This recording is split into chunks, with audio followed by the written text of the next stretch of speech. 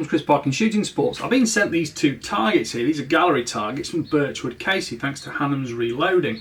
Now, a lot of you will have seen targets similar to this for air rifle usage, but I thought, you know, I'm doing a lot more with FAC air guns these days. I've always done a lot with 2.2 rimfire as well, and that's what these are rated for. So they come in two sizes, packed slightly differently. That one's sort of vacuum packed on here, and this one is with an instruction manual here, or an instruction card here. But essentially what you've got, this one here is a 2.5 inch resetting target panel, and as many of you will see, you shoot them, they flip all the way around and they latch onto there. And you go along, you shoot them all, and then you shoot the reset one and dink like that. And these are rated for 2.2 rimfire, and also you can shoot them with obviously FAC air guns as well, which are generally, you know, up to about the same power rating. Now, this one has actually got slightly smaller, thicker discs on it, although I've not actually noticed any discrepancy in the way they deform. The discs on here are 45mm, which is about 1.75 inches, and let's just go back to that 2.5, which is, say, 63mm there.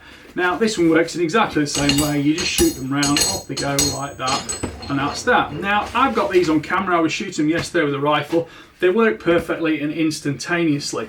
The only thing I would say is I put them quite close at 50 metres because I wanted to, you know, give them a good hard whack with the 2.2 rimfire bullet, just to see if there was any kind of damage or deformation at all. And obviously, other than the fact they come with Birchwood Casey stickers on them, those have obviously peeled off where the bullets hit them, but there's no damage to the actual targets themselves. These smaller ones are actually a little bit thicker than the large ones, but they're all rated bulletproof for 2.2 rimfire.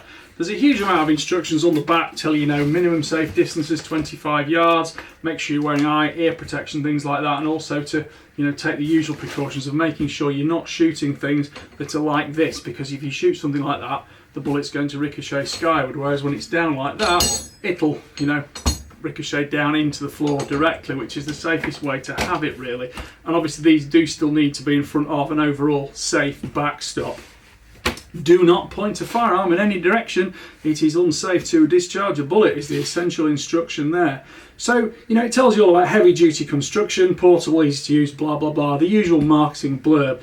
But just to look at them in a little bit more detail now, I'll put the link in the description to these on the website, and you can see them, you know, in more detail. But essentially they'll fold flat like that just for storage, stick them in the back of your vehicle, and you're just not going to damage them at all, are you? Fold these out on the front, and you've actually got, on the smaller one, you've actually got ground spikes. So just set these up like that up there, so it sits down, and then you can put those ground spikes down into the ground. Of course, if the ground is soft enough to fit them into, I was shooting yesterday on quite a hard surface, but those you pat down and they will not then slide backwards either.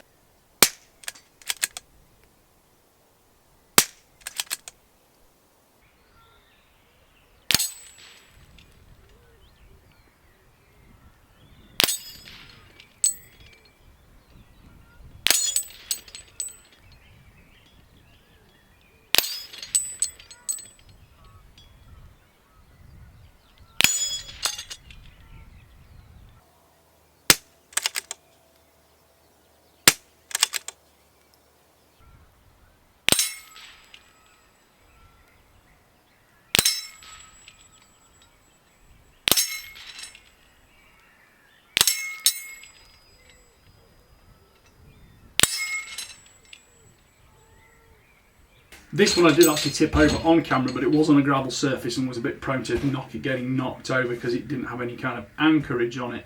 One thing I will say is this though, you did notice that they hit so hard they didn't actually stay upright. I was probably a little bit too close for that amount of energy, and of course you can experiment slightly with the angle that these sit at and where the ground spikes are to make sure you're getting the absolute best performance out of them. This one is the bigger one, 2.5 inch gongs, it's exactly the same way, and it does actually tell you on these that, you know, after you've used them for a while, although you're not going to get particularly bad damage to them, you might get a little bit of bowing over time, and of course you can then just turn it around completely, and this one is exactly the same in terms of how you could use that one and turn that one around, so you're using the back side of the target, and if you have got any dish at all in them, you can then compensate for that and start shooting the opposite way around. But essentially targets like this, once they're in, they're going to last for forever, realistically, on rifles like Chicherin Fire FAC air rifles. They are, of course, fine with sub-12 air rifles. The only thing is you probably haven't got enough power to really knock them over and make them sit on the target like that, ready for the reset system. But essentially, these things are just going to last you all day long. Over time, you can replace the stickers on the front if you want to, but I tend to just spray mine with a fresh coat of road marking paint, and that keeps me in use and happy. And I can see my fresh bullet strikes, and of course I get the best colour contrast as well for aiming on things as well like that. I had them at particularly close range because I wanted to make sure I shot them exactly perfectly first time, because it was windy as well, and like I said, I wanted to be sure that there was going to be no damage to them. Anyway, I hope you've enjoyed that little mini review of these super little targets, which are going to be added to my permanent range structure now.